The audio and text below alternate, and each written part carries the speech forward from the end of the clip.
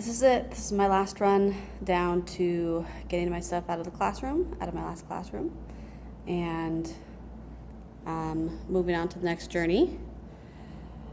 It's interesting sitting here reflecting on what my teaching experience has been like. I've been teaching for 8-ish years, give or take some maternity leave here and there.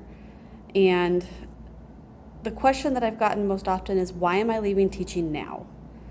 Does it have to do with the pandemic?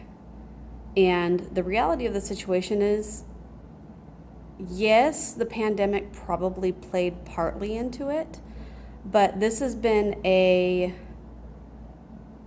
battle within me that I've been fighting for probably the last 3 years. The last 3 years I've changed positions or schools every year. And partially that's because I've been trying to find something that fits, where I don't feel like I'm constantly having to battle with different types of politics.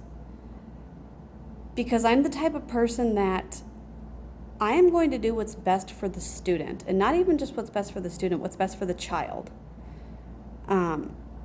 Sometimes what's best for a student is not necessarily what's best for a child in whatever circumstances that they're in. They may have had a family member pass, they may have a chronic illness, they may have something else going on where they need more support and more leniency than other students in the classroom.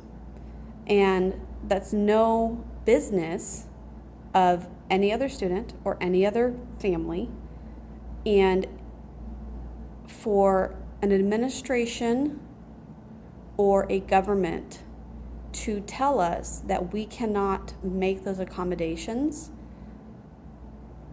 is wrong. And I've had a rough time the last couple of years because I have not been one to just smile and nod and do whatever they want me to do. I will fight for my students. And ultimately, I'm leaving the classroom not because I want to abandon the fight, but because I feel like my services will be better served in another format. I'm not sure what that format will be when it comes to education, but I do know that, at least for myself, I need to take a step back from teaching, at least on the more traditional scale, and find what's really going to work for me in the future. Right now, that future is going to be focusing on my family, especially my own kids. As my oldest enters kindergarten age, I want to make sure that she's educated in a way that's not going to stamp out her creativity and her individuality and her desire to explore. And she's not the kind of kid that's meant to sit there and not move and just stare at a teacher for 8 hours during the day. It's kindergarten. They're supposed to be moving around and doing things. Some schools have that down awesome. Other schools,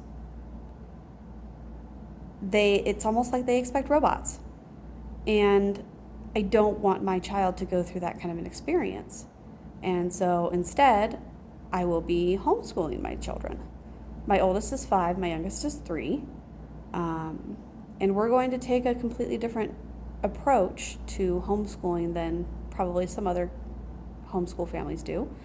We're actually going to be getting a fifth wheel and cruising the continent. And they're going to be learning about math and science and English through real world experiences, something that you can't get inside of a classroom. I hope in some way that I can bring those same experiences to other students and families. But I guess it really is going to depend on how things work from here. So it's bittersweet saying goodbye to my classroom, saying goodbye to the classroom, any classroom, but I am looking forward to what's on the horizon.